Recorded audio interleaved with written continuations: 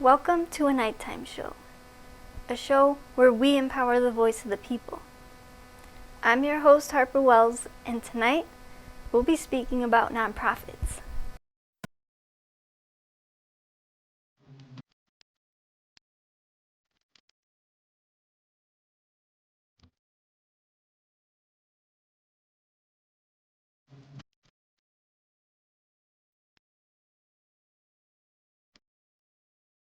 Tonight we have Jason with us. Thank you so much for being here tonight. Please introduce yourself. Hello, my name is Jason Dernay. I have worked in a variety of nonprofits, especially in education, arts, and medicine. And I'm here today to talk about nonprofits. Thank you so much for having me. Do you have a fun fact about you or anything? A few fun things. I love mixed martial arts, I love to bake, and I run a bar trivia night. That's fun. Well, what inspired you to speak about nonprofits today? Well, I have worked in a variety of nonprofits, and I believe that fundamentally the system we have set up incentivizes bad behavior for nonprofits and creates them too similar of a for-profit business, and it's hurting the employees that they work with, the communities they serve, and ultimately the goals they're trying to reach. Definitely. Well, we're lucky to have you here, and we can't wait to hear what he has to say. So let's dive in. Could you please provide a brief overview of how the nonprofit system operates as a business? Yeah, absolutely. So it might sound strange, but nonprofits are businesses. They produce goods and services, they have employees, and ultimately they do need a profit to continue to exist. The problem lies is that a lot of nonprofits operate at a loss. They're trying to give something into a community, right? So often that means they operate at a negative, and they rely on government spending, grants, and donations to continue to exist. And that creates a lot of pressure. The IRS designates that nonprofits, for some classifications, must reinvest all of that profit into their ultimate goal. And that creates some struggle as a business of, well, we're not producing something as a for-profit business, we can't sell stock like a for-profit business, and we can't be acquired or change leadership in a way that most businesses can. So it struggles to straddle that line. Interesting. I mean, it sounds complicated because it doesn't sound exactly how most businesses operate. Precisely. All right. Can you describe in more detail what the systematic flaws are and how they operate? Sure, and it's a multifaceted issue, so obviously I don't have a full picture and I don't pretend to know everything that's happening. But some things that I feel are particularly struggling is that pressure that I mentioned earlier of they often don't have a ton of money on hand and they want to make a big impact.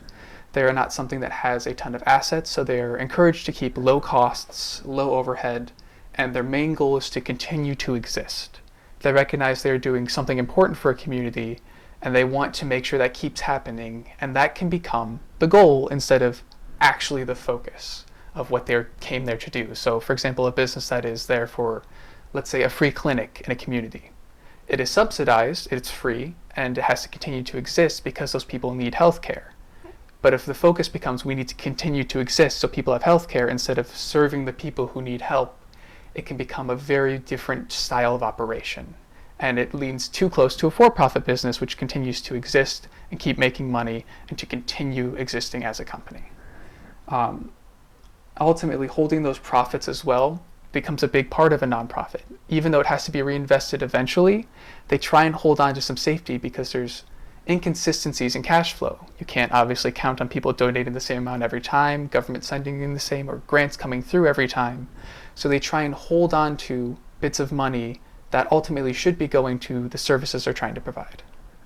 It sounds like they do need more support from the federal government so that they're not always spinning their wheels to getting things going, and so they can actually serve the communities and people that they're trying to serve.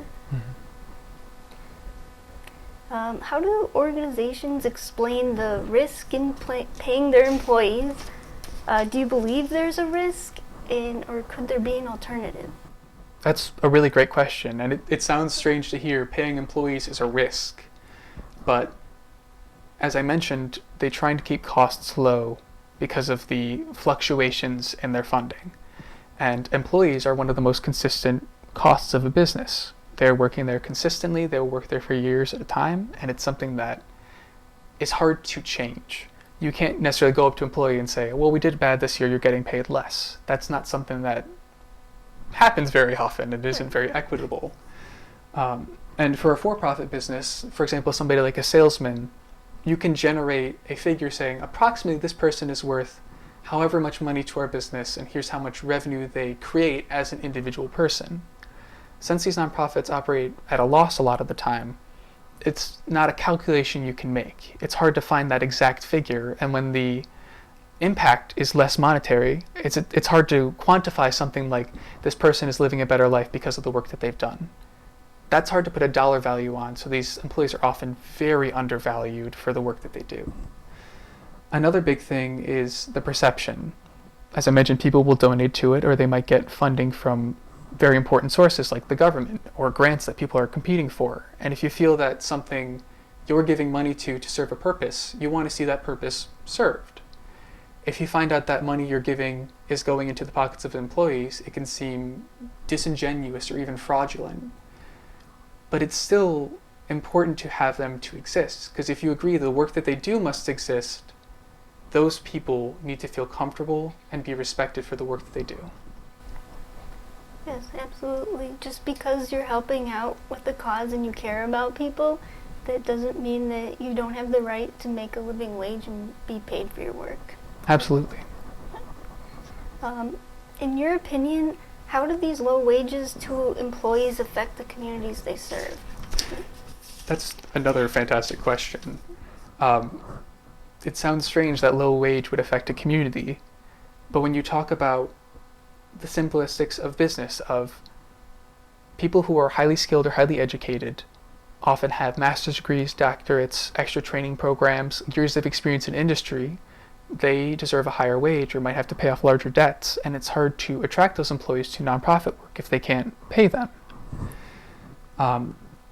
In addition, employee retention, if you got paid not enough or less than an industry standard, or maybe just as much as you're able to pay, quote unquote, it's something that makes it hard for an employee to stay at that job for an extremely long period of time, and they're unable to be less familiar with the work they're doing, the communities that they're serving, and the processes that happen.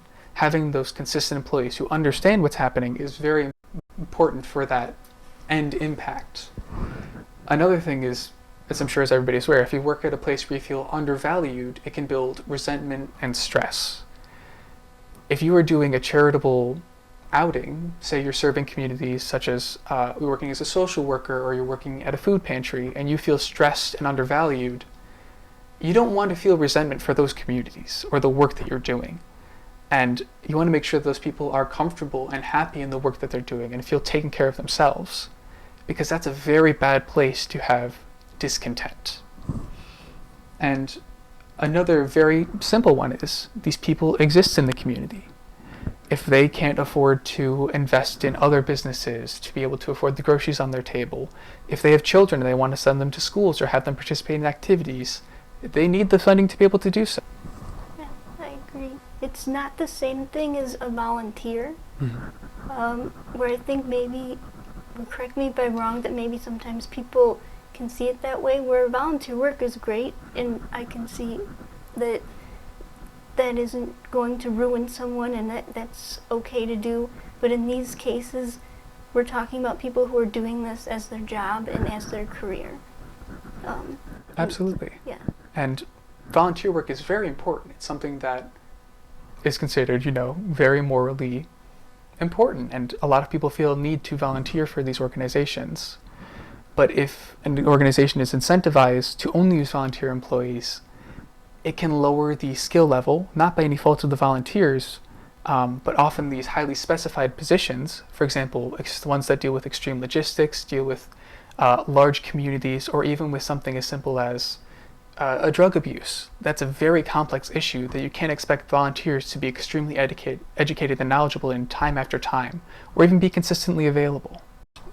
Before we move on, something I want to touch on is a lot of people in these nonprofit industries feel guilt associated with leaving because they see the impact of their work and they know if they leave there might be a gap, an overlap, those people not being served. And there's some guilt or shame associated with that.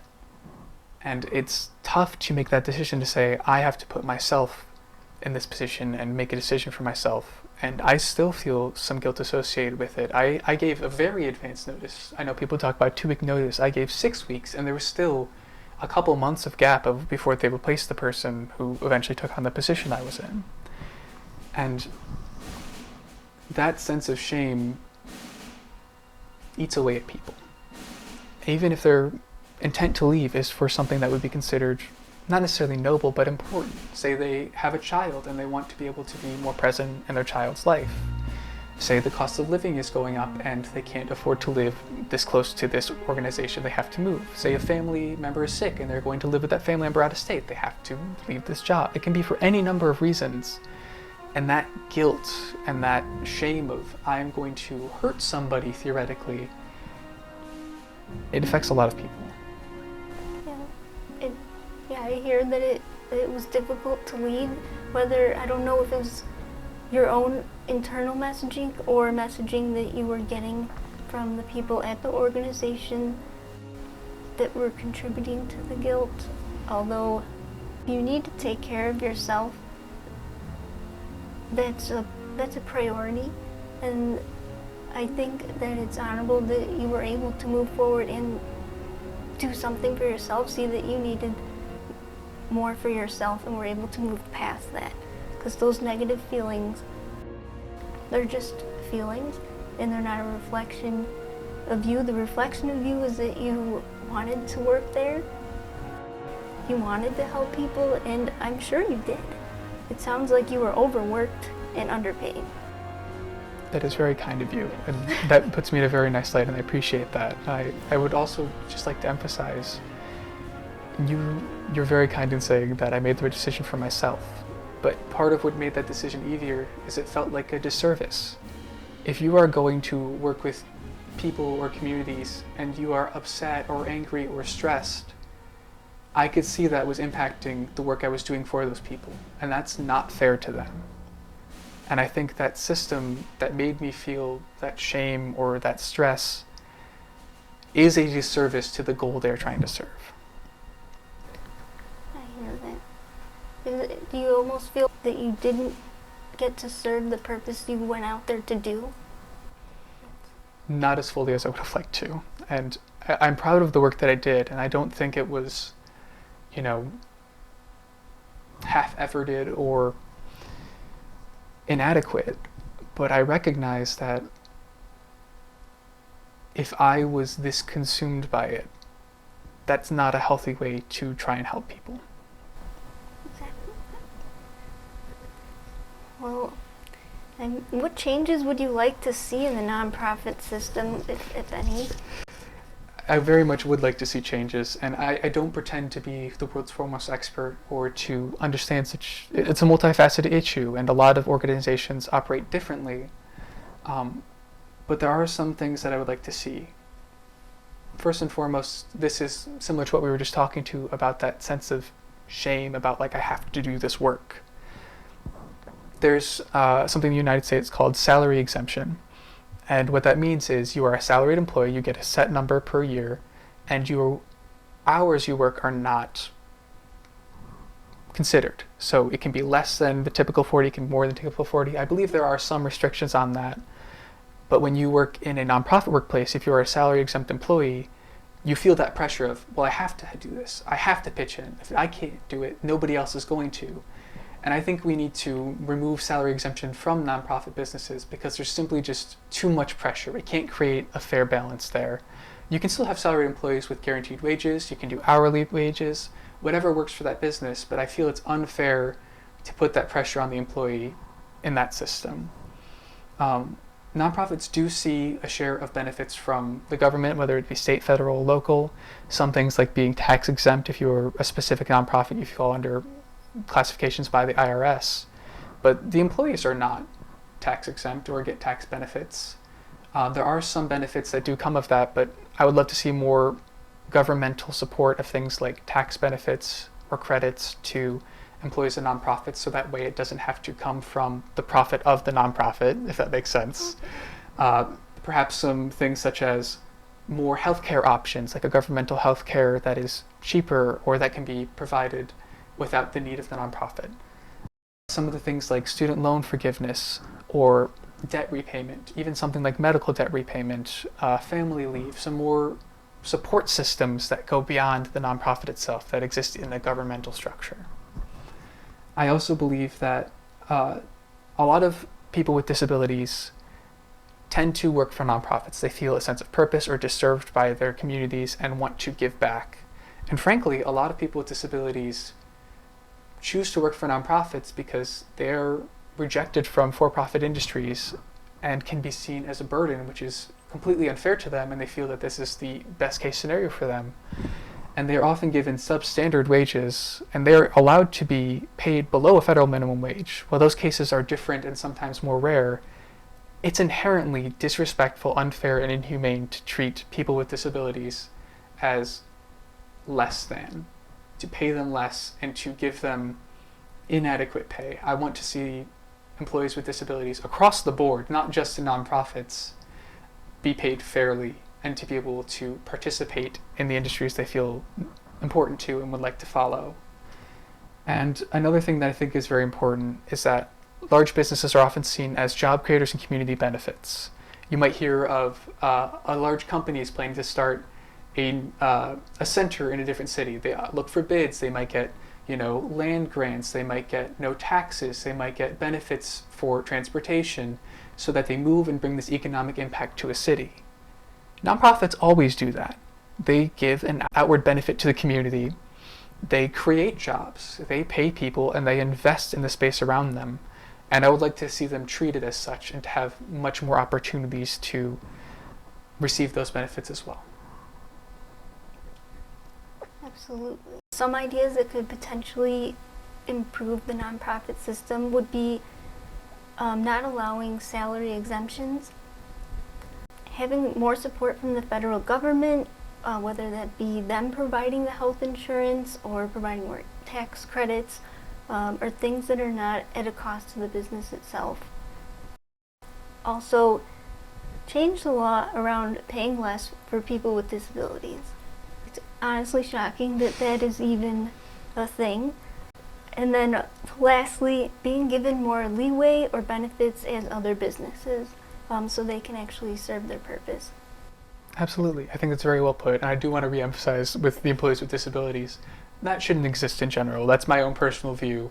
And not even just for the benefit of nonprofit systems. I believe people with disabilities, if they would like to participate in our economy, deserve to be paid fairly for the work that they do and to not be treated inhumanely. Well, Jason, you've given us a lot of insight on how nonprofits operate and some of the exploitation that occurs. We thank you for the courage to speak up and for giving us your time. Based on everything we talked about, is there anything you would like to emphasize on your experience with nonprofits? Absolutely, and thank you so much for having me today. I feel like we've had a very important conversation, and I hope people watching and listening can feel some relief or sense of action coming from this episode. And I want to say, I don't believe that nonprofits shouldn't exist. I think the work they are doing is important, and they are serving people in very important ways. I believe that since that work is important, the people who do that work are very important, and they deserve respect, they deserve comfort, and we need to change the systems that make this such a problem in our society. Yeah, absolutely.